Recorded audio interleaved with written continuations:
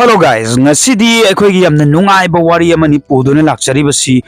nupi amagi wari ni mahak se phawraga leiraba mayamna su hendok thoidong na khangnaraba adugumlaba celebrity amani mahaki mamingna Sridevi mahaki wari mateksi kamaina tawbaga habado mayam puna taminasi mayam puna khangminasi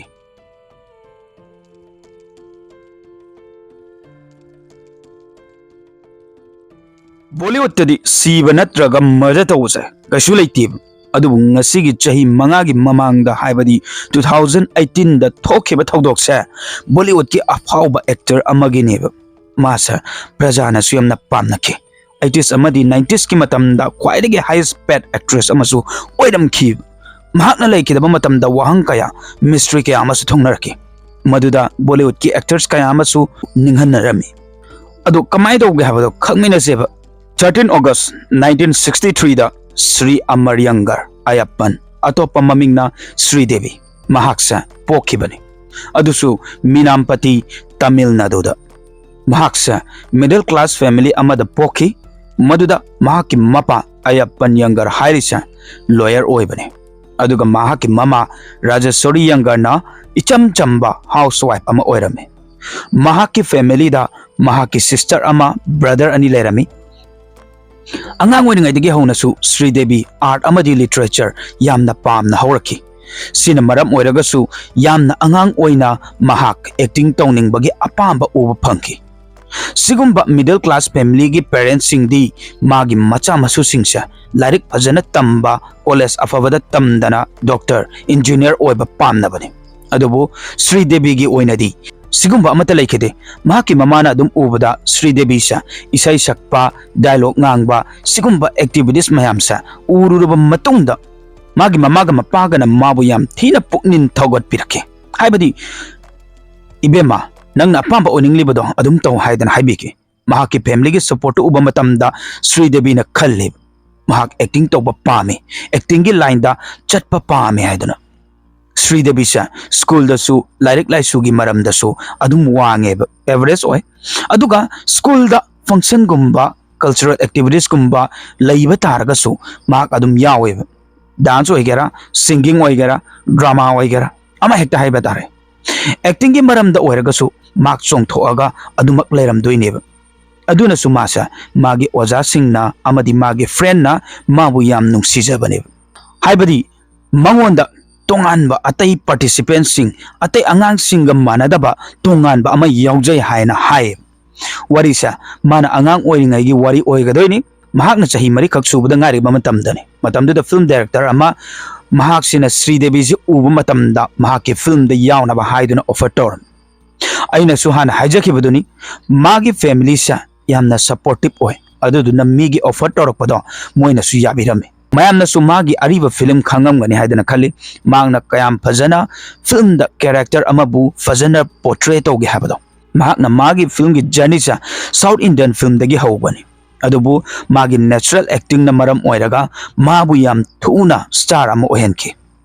adagidi masa Bollywood ta changkhibani mahakna blockbuster movie kaya amasu samna harabada Sagma Mr. India amadi Chandani gumba movie sing si kumkhibani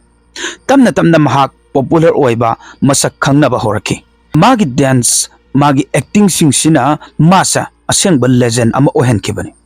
magi career da Sridevi na pulapna 300 movies ta thabak torame movies sing sigi maraktagi su mahak award mayam amasu phangkrabani aduda National Film Award Filmfare Award a Filmfare Lifetime Achievement Award aduga South ki oinasu Filmfare Award ahum phangkrabani mahaksa haurakpadagi adum mina pamnaba haurabani aduna su Bollywood tamasa first lady Bollywood star haina su khangnarambe aduga mayam sina magi professional career gi warini ado asengba real life tadi kamaina tawge khangmina seba mahaksa asengba di yamna thina fajayeba 1980s ta Sridevi sa magi professional line da pick oina makokta leiringai tanja duda love affair ama leinaram khib aduso Mithun Chakrabarti ga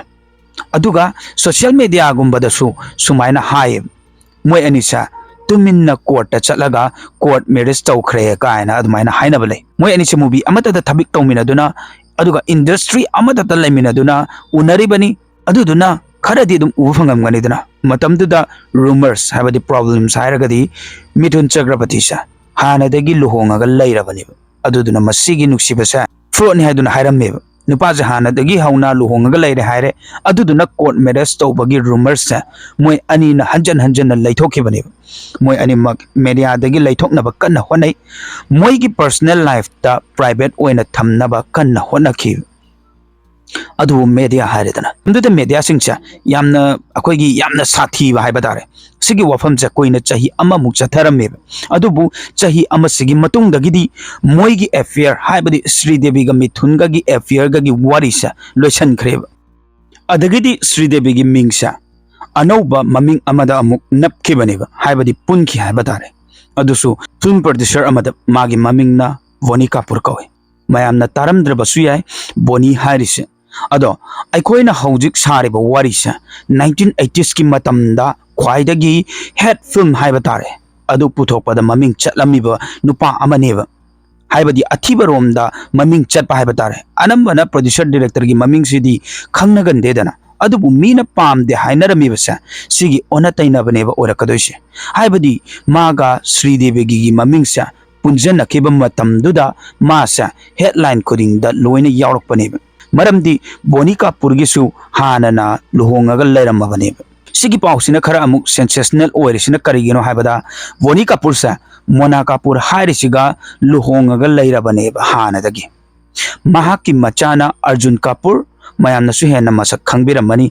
मयामना पामनबा actor अमनी अदुगा मचानुपीना Anshula Kapoor हाइरिसिनेबा सुमाइना family अमा हानदगी लैना लैना बोनी कपूरना श्रीदेवी बु नुक्सिरमखिबा सिगी मतुंगदा 1996 ता बोनीना मागी नुपी पु divorce तौखिबा अमदी Sridevi गा लुहोंखिबा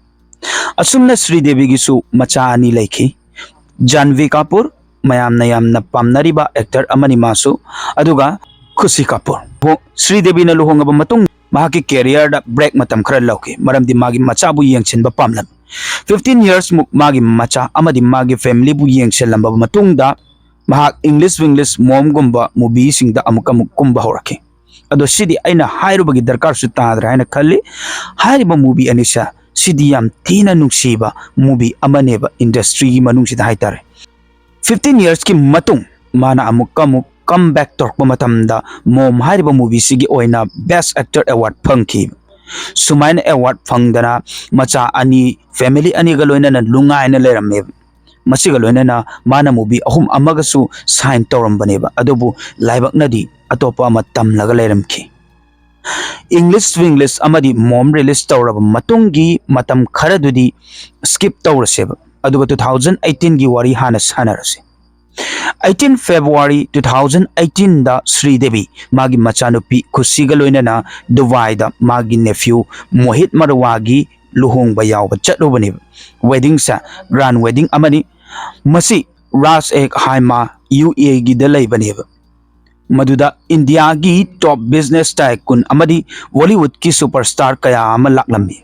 अदुमना मोहित मरवागी लुहोंगबदसु अचो अचौबा businessman अमदी Bollywood stars मयाम अमा लामखिबा अदुगी photo सिंगसु social media दा हाइदी मतमदुदा हाइतारे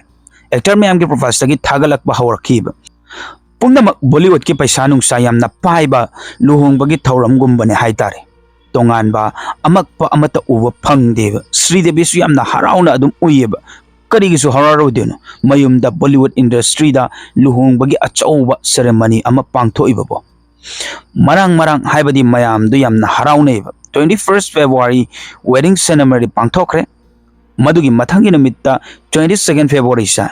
सिदैसिदा मयाम दो इंडिया दा मोय मोयगी प्राइवेट जेट ता लाकनरे प्राइवेट जेट ता लोइना लाकप्रादि खंगदिको अदुबो इंडिया दा दि लाए हाइतारे अदो श्रीदेवी की मचे दी दुबई दा लेरमीबा अदुदुना श्रीदेवी नसु निमित खरा UAE दा लैनबा खलमेब मरमदी मा की मचानुपी अहल जानवी कपूर की बर्थडे की दमकता शॉपिंग तोब पामलमेब पुमनमक नॉर्मल ओइरमी फोटो फाउदा वेडिंग की कापखिबसिंगदो मसा मसा की अकाउंट दगी थागतनरकप लैब अदो माना मागी मचा की शॉपिंग तौनी मागी सिस्टर की मनाक्ता लैगनी हायरमबदो श्रीदेवीना मागी माइंड चेंज तौखिब मा मफम अदुदा मतोमता लैगे हायना खलकपनेब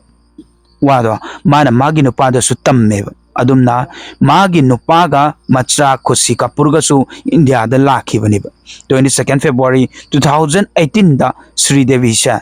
जुमेरिया इमोरेट टावर होटल मागी रूम नंबर ना 2201 दा लेखिब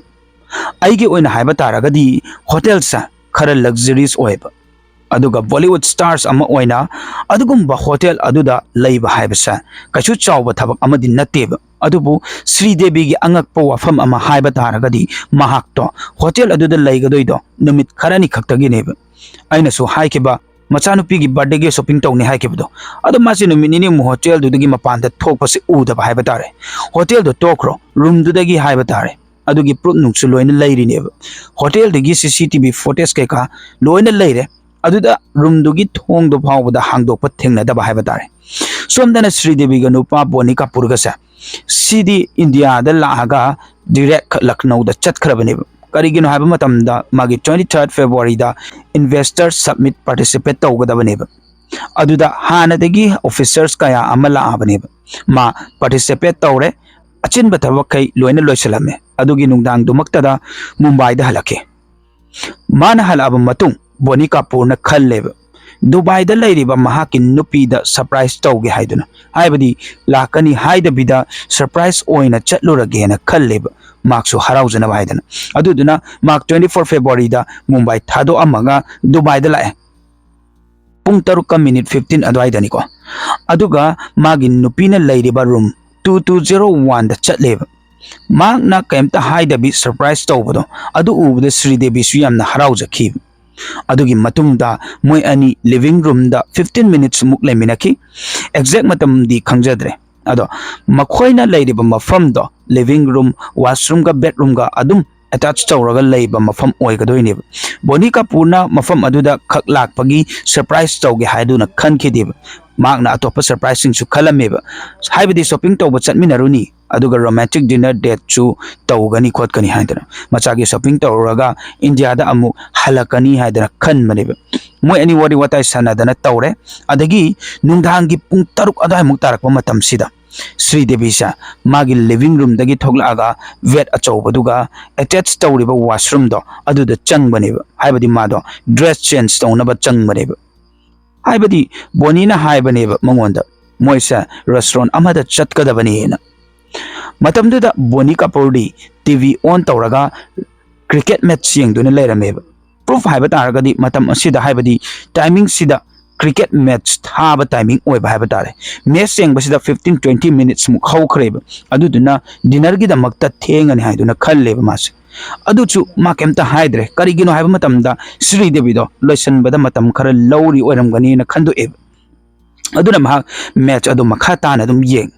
अदुबु अमुक्सु 45 मिनट्स हौखरबनेब ड्रेस चेंज तौनी न चंगकिबदो अदुदुना डिनर चटप थेंगनी से माजे खंगेबा अदुमाइ तौना लिविंग रूम दा फोन थंबदो अदु वॉशरूम दा कॉल तौरे अनिरक तौबने अदुबु असोमदगी कॉल अमता पाइखलकिदेब मागना कौरगा येंगबनेबा अदुसु खुमक्तबा हाइबा तारे खुमक्तबदगी दि मासा हौगलगा वॉशरूम रोम दा लाकपनेबा वॉशरूम दा चंगद्रिंगैदसु थोंगदो नोक अनिरक तौरमेबा अदुदसु केमता रेस्पॉन्स अमता पिरक्तबदगी दि बोनीना मतम अमता मांगहंदना वॉशरूम मनुंगदा चंगखी थोंगदो हानदगिसु हांगागा दुम लेरमबनिको मनुंगदा चंगबा मतमदा माना उरिदो मागी ओइना यामना डिस्टर्बिंग ओइबा अमनेब मफम दुगी बातपता श्रीदेवी की मकोका मखोंगदो इसिंगदा लुप्पगा लेरमखी श्रीदेवी दो ज्ञान मांगना लेरमखी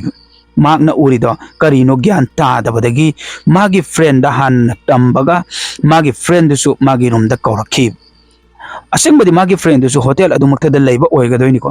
अदगी माना होटल स्टाफ तो कौरे हारगा डॉक्टर गे हम थुना कांटेक्ट तौरे मतम के हमसु चंखरे अदुदा डॉक्टर न मफम अदुदा यौरगा चेक तौबा मतमददी डॉक्टर न श्रीदेवी सा अखोइगी इरक्ता तिंद्रे हाइदुना हाइरखी मसिगा लोइनना डॉक्टर दुना सु श्रीदेवी सीखिबसा सिगी रीजन सु कार्डियक अरेस्ट नि हाइदन हाइरंखी अदुगी मतुंग पुंग तरा ताब मतुंग द पुलिस अमदी फोरेंसिक टीम सु लाखी मरमदी केस हाई प्रोफाइल केस अमनेब अदुदुना इन्वेस्टिगेशन सु याम थुना हौरमखी श्रीदेवी की बॉडी सु अनप हॉस्पिटल अमदा पुरममीब अदुगा बॉडी दो मॉनिटरी द थममखी कोना इंसिडेंट की मतंगदा बोनी कपूरना मागी होल फैमिली द पाव पीकी अदुगी मतुंग मथंगी नुमित्ता श्रीदेवी की ब्रदर इन लॉ हाइबा तारे संजय कपूरना ट्वीट तौरखिबनेब श्रीदेवी से हौजिक अखोइगी इरक्ता लैत्रे हाइदुना अदुसु कार्डियक एरेस्ट की मरम ना हाइदुना ट्वीट तौरकपने मागना ट्वीट तौब टाइमिंग दो अदु फावदा पोस्टमार्टम पांगथोक्त्रीबनेब डॉक्टर दुना जस्ट सजेस्ट तौरंबगी वा खक्तनेब कार्डियक एरेस्ट ने हाइदुन अदो मागी ट्वीट अमा सिना मरम ओइरगा न्यूज कया अमा सर्कुलेट तौब हौरखिब मसिग लोइनेना श्रीदेवी सिखिबगी थियोरीज कया अमा पुथोकनरखि हाइबदी मीसे अमा खक्तंग लेबा नतेदना वाखलोनसु मयाम अमा लेरिबने अदुदुना मी अमना अममु हाइजलकनी अमना अममु हाइजलकनी अमना अमा सुमाइन तौर सिबगीने मु हाइजलकनी अदुना ज्ञान मेन तादब थियोरीज मयाम थोलकिबा हाइबा तारे अदुगा मी खराना मु हाइबा मतमदा श्रीदेवीना लेखिदबसे मागी प्लास्टिक सर्जरी दुना मरम ओइरगनेना हाइबसु यावदबसु नतिब माना ममांगदा नॉर्मल सर्जरी अमा तौबनेबा सिदी अदुम कैसु लेबा नतेबा हाइबदी सर्जरी दी इंडस्ट्री खुदिंगी लोइना तौनरिबा ngaktaniba अदो सर्जरी तौब मतमदा प्रॉब्लम्स नत्रगना खितंग सोइखिबा मतमदा कोन प्रॉब्लम लाकपसु कनाना खंगे अदुगा अतोप खरन अमु हाइबदा श्रीदेवी सिखिबसा कार्डियक एरेस्ट नते कनागुम्बा मदर तौरंबने हायनसु हाइबा सिजना पब्लिक की ओपिनियन नेदना मीडिया सिंग फास्ट तौरप हाइबा तारे अदो मी आयामनदी असेंग result ngainarame mahakna laikidabna 24 February Saturday da laikidabane mathangi numitadi Sunday ni department kodima loina thinglamme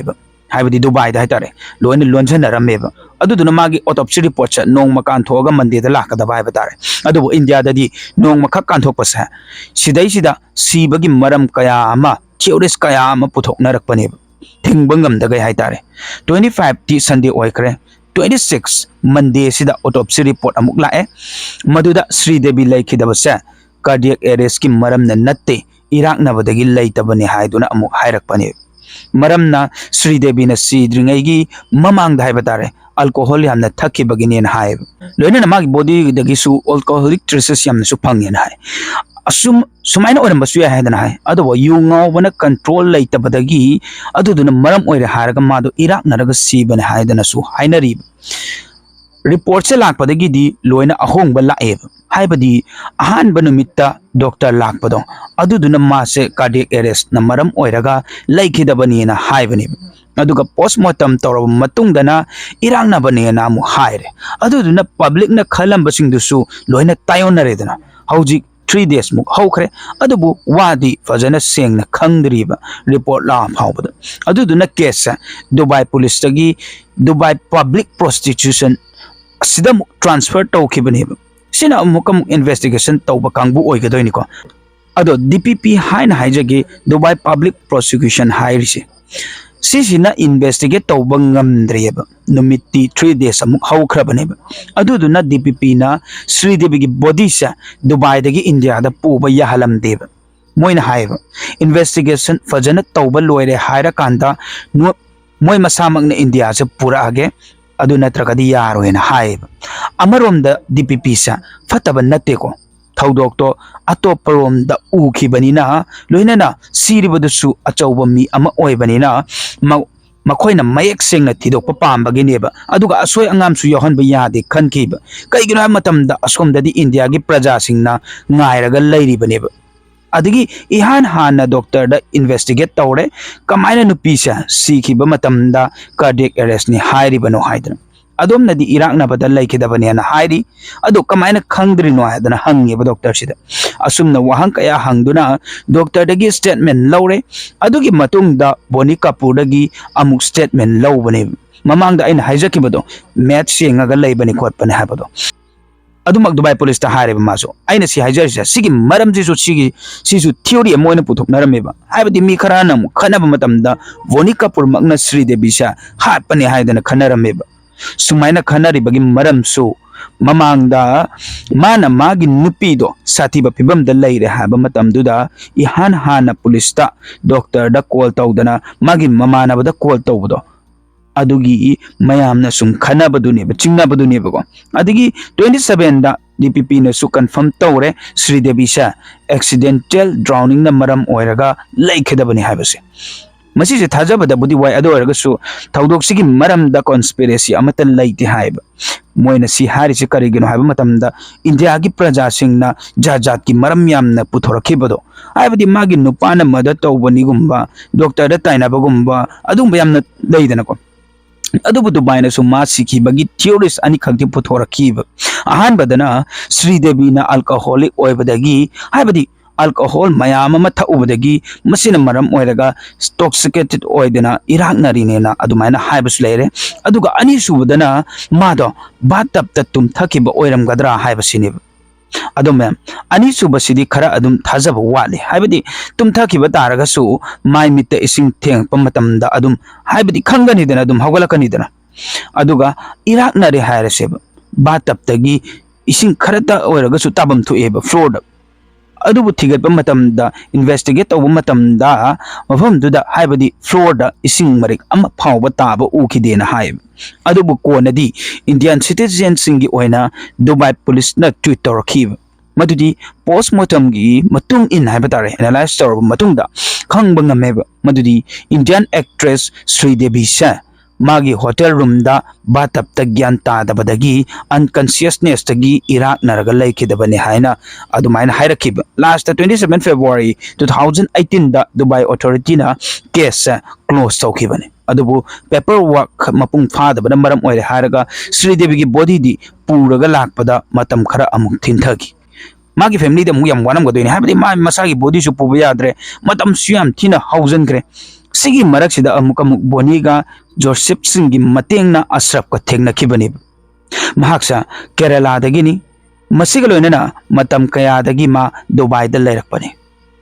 Ashraf ना 15 years दुबई द लेरकप मतमदा इंडियन वर्कर अमहेक्ता दुबई द लेखिदबसे सिदैसिदा बॉडी दो इंडिया दा अमुक थाबसे यामना लुबा थबक अमनेन हाइखिब हाइबदी मतम सुयमना चंगबदो अदुदैदुदा डॉक्यूमेंट्स के काजु मैम चंगिदना मतम याम चंगिदना हाइबा अदु सिसे लहनबगिदमक्ता अमदी इंडियन सिटीजन की मतेंग पांगनबगिदमक्ता UAE दा थबक से माना पाइखिबनिबा अशरफना मियोय के आमगी मसा मसागी कंट्री दा हाइबदी बॉडी थाबा याबा यामना तौखरबनिबा श्रीदेवी की फैमिली नेसु अशरफ तगी मतेंग लौरमी असम तौदना कोना थंगददी श्रीदेवी की बॉडी दो इंडिया दा पूरगा लाखिब मान इंडिया योरपददी funerals तो चथग्रे हाइबदी अच्छी थौरम सिंह चथग्रे हाइतारे मधु पांगथोक मतमदने बॉलीवुड सेलिब्रिटी अपाव अपाव खक नतना मागी फैंस कया अमसु मधुदा तिनखिब असुमना श्रीदेवी की केस क्लोज तौखिबने मयाम वरी से मतंग साइड लोचनजरगे मयाम न वरी से नुंगाइबा तारगदी अदुम लाइक तौबिरमो हाइदना हाइजगे असेंग वरी से हपचा मतमदा कनागुम अमतगी महमदा सोकदबा अमदी कनागुम अमतगी महमदा लाना खनबगी वखलन हपचबम त लेजदे असिगुम लब यामना इंटरेस्टिंग ओइबा वरी अखोगी चैनल से ताबिनिंग बलेरगसो अखोइना अनौ अनौ थागलकपा वरी अखोगी चैनल से चंगबिदुना ngairaga laibiu habje thamjage masi haibag loinena ngasigi wari matang sida losenjarage matangi anau anau ba thagalakpa wari da mu mayam punna taminarasi ngasigi da muktadi kainarasi yai fare